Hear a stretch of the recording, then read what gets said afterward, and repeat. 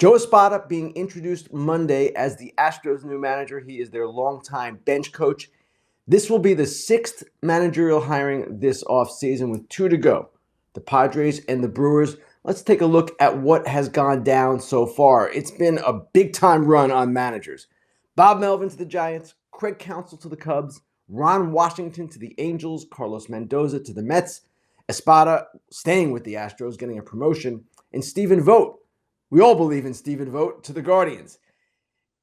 Now, with Espada, it's an interesting dynamic here, and it's similar to what might take place in San Diego if Ryan Flaherty or Mike Shildt gets the job, and in Milwaukee if Pat Murphy gets the job. These are some of the names that have been circulating as potential frontrunners for those positions.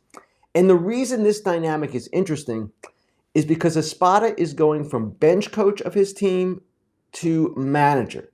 It's the same thing that would happen if Murphy goes from bench coach to manager of the Brewers. He's Counsell's longtime assistant. And if Flaherty or Shildt, both of whom were on Bob Melvin's staff last season, goes from their coaching staff to the managing job. The reason why this is interesting is because when a coach is elevated to manager, his relationships with the players understandably change. It's a different dynamic, right? If you're a coach, you're dealing with a player on one level. If you're a manager, you're the boss and you're dealing with a player on another level. And a player might view that coach who becomes a manager as kind of the guy he used to know, right? Hey, wait. We had this relationship this way and now you're telling me this. It's doable. It happens all the time. Coaches get elevated to managers, but it can be something that is not always easy to navigate. Now with Carlos Mendoza, who is going from Yankees bench coach to Mets manager, not the same problem. He doesn't have that prior relationship as a coach with the Mets players. Now, with Mendoza, it's a different story altogether. He's a first-time manager. There are challenges inherent in that elevation as well. But with these coaches, the ones who are elevated, that's something to watch going forward. Now, Espada is an interesting guy on many levels. He has interviewed, I believe, for at least 8 previous jobs. 8! Didn't get any of them. And finally gets the one where he has been all along. Once Dusty Baker decided to retire, the Astros decided, okay, it's Joe Espada's turn. And one thing I think might have helped Espada, and we'll learn more about this in the coming days, is his managing after replacing Dusty Baker in Game 5 of the ALCS. You remember what happened?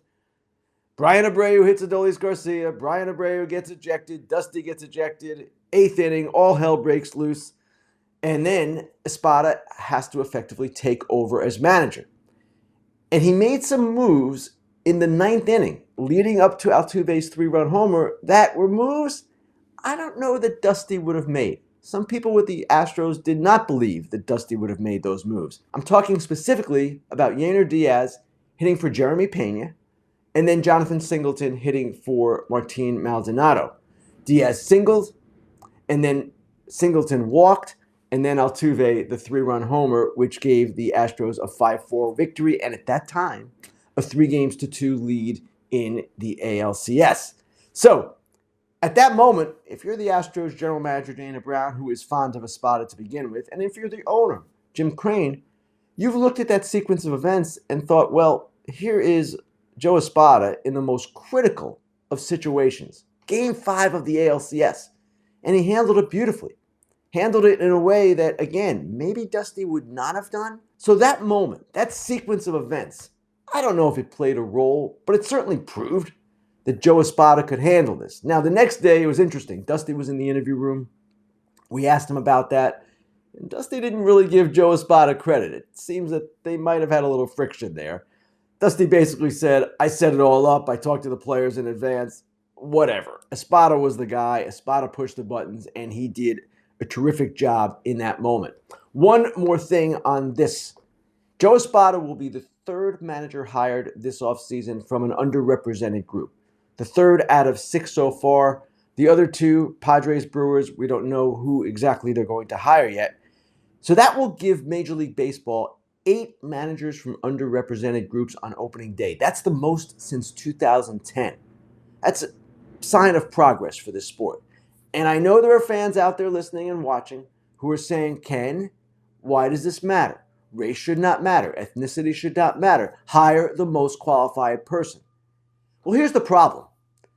In the past, and even in the present, the most qualified person does not always get hired. And for that reason, Major League Baseball has taken initiatives to encourage clubs to appoint people to leadership positions that better reflect the diversity of the sport. As a business, that's a healthy thing to do. That's the right thing to do. It's also the smart thing to do. So to me, the three hirings, Espada, Mendoza, and Ron Washington, that's a positive step for the sport. Now, one situation that took place in which there were no minorities interviewed, as far as I know, was with the Cubs, the Craig Counsell hiring. Of course, that happened right away. Bang, bang. Ross fired, Counsell hired, Cubs have a new manager just like that. Now, generally, baseball requires teams to notify them when they're making moves, to submit a list of candidates from underrepresented groups that they're interviewing. And when a team does not do that, they generally are required, or expected, I should say, to round out the coaching staff with people from underrepresented groups and do it that way. The Cubs situation was a little bit unusual. It raised some eyebrows at the time because of that and for other reasons as well, which we will get into.